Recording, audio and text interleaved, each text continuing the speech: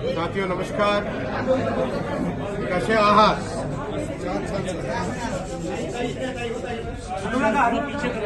साथियों, बहुत गौरव की बात है कि आज इस पुण्य नगरी पुणे में छत्रपति शिवाजी महाराज की इस भूमि में एक बहुत अच्छी शुरुआत हुई है। कई वर्षों से जो डिमांड थी, पश्चिमी राजस्थान को जोड़ने वाली नई रेलवे सर्विस पुणे से और चेन्नई से आज शुरू हुई है। मैं प्रधानमंत्री श्री नरेंद्र मोदी जी को उनके यशस्वी काम के लिए उनका हृदय से आभार व्यक्त करता हूं कि ये जो 30-40 वर्षों पुरानी जो डिमांड थी वो आज उन्होंने पूरी की। साथियों, पुणे के विशेष डेवलपमेंट का जिम्मा लिया गया है क्योंकि पुणे एक बहुत ही बड़ी औद्योगिक नगरी है, पुण्य भूमि है, इलेक्ट्रॉनिक्स का हब है। यहाँ पर बहुत डिमांड आती है देश भर से एजुकेशन के लिए, हर तरह के। इसलिए पुणे की कैपेसिटी को डबल करने के लिए कुछ महीनों पहले जब चुनाव के दौरान आप सबसे मैं मिला था, तब आपसे प्रॉमिस किया था कि इसका एक मास्टर प्लान बनेगा। वो मास्टर प्लान बनके तैयार है। पुणे के आसपास के स्टेशंस को हड़पसर, खड़की, शिवाजीनगर, अलांदी, उरुली और पुणे जंक्शन, इन सब को लेके कंप्लीट एक मास्टर प्लान तैयार किया गया है जिससे पुणे की कैपेसिटी को डबल कर सके, यानी यहाँ से आने जाने वाली गाड़ियाँ डबल हो सके। ये बहुत बड़ा काम है। आज़ादी के बाद में इस तरह का बड़ा काम बहुत ही कम समय में कभी ऐसा देखा गया था। ऐसा हमारे प्रधानमंत्री जी का हमेशा हमको मार्गदर्शन है कि आने वाले 40-50 वर्षों का सोच के कोई भी काम हाथ में लो। इसलिए मुंबई हो, पुणे हो, नागपुर हो, नगर हो, अपने महाराष्ट्र में और भी कई शहरों में, पूरे भारतवर्ष में कई शहरों की कैपेसिटी को डबल करने के लिए काम हाथ में लिया गया है। पुणे से नगर की डायरेक्ट लाइन का डीपीआर बनके तैयार हो गया है। डबल लाइन बनेगी है। मैंने अभी पूरा कंप्लीट डीपीआर देखा है। कैसे उसमें जमीन कम से कम रिक्वायर्ड हो, वैसा निर्देश अधिकारियों को दिया है क्योंकि ये इंडस्ट्रियल एरिया है। यहाँ पे जमीन का एक स्क्वायर मीटर उपयोग होना चाहिए, कहीं पे जमीन वेस्ट नहीं होनी चाहिए। ऐसा मैंने अधिकारियों को भी कहा है, वो इसमें काम करेंगे। पुणे से लोनावला 3rd और 4th लाइन, इसका भी काम बहुत तेजी से आगे जाएगा। इसका डीपीआर बन के रेडी हो गया है। अब महाराष्ट्र सरकार की तरफ से बहुत जल्दी एक इसका आ जाएगा अनुमति। जैसे ही वो अनुमति आती है, केंद्र के कैबिनेट की तरफ उसको लेके जाएंगे। दौंड से मनमाड नई डबलिंग का काम बहुत तेजी से आगे जा रहा है, वो काम भी आपका आगे जाएगा। इंदौर से मनमाड नई लाइन, जालना से जलगांव नई लाइन, पुणे से नासिक का नया अलाइनमेंट बनेगा।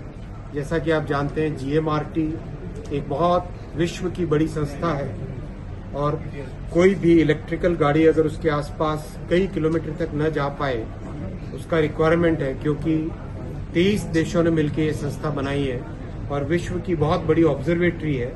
मिलीमीटर वेव का उसमें टेलीस्कोप है, तो उसमें कहीं छोटा सा भी अगर इंटरफेरेंस आता है तो वो हमारे मानव समाज की, ह्यूमैनिटी की प्रोग्रेस को रोकता है।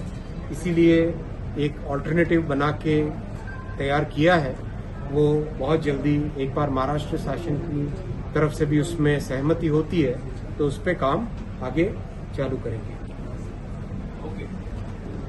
एक बहुत इम्पोर्टेंट व्यवस्था इसलिए बनी है, ट्रेन के अंदर अगर कोई भी फायर वाली चीज हो तो वो एक रिस्क बनती है। इसीलिए खाना अच्छी आधुनिक किचन्स में बनाने की व्यवस्था की गई है। करीब 900 किचन देश भर में बन रहे हैं, उसमें से करीब 550 किचन बन चुके हैं ऑलरेडी और करीब हर हफ्ते नया एक किचन बन के रेडी हो रहा है। उन किचन में बनाया हुआ अच्छा खाना, शुद्ध विशुद्ध तरीके से बनाया हुआ खाना यात्रियों को दिया जा रहा है। मैं आपको विश्वास दिलाता हूँ, आज जितना मुझे फीडबैक मिल रहा है, जहाँ जहाँ से इन आधुनिक किचन का बनाया हुआ खाना यात्रियों के सामने ले जाया जा रहा है, वहाँ पे बहुत अच्छा फीडबैक यात्रियों की तरफ से आ रहा है। सर, देश भर में, पूरे देश में 900 किचन की रिक्वायरमेंट है, वो पूरी इस वर्ष के, मतलब 2025-26 के इस वर्ष तक कंप्लीट हो जाए। सर, कुंभ की तैयारियों को लेकर समीक्षा बैठक बहुत इम्पोर्टेंट आपने कहा, क्योंकि सर पूरे देखिए नासिक में पवित्र कुंभ है,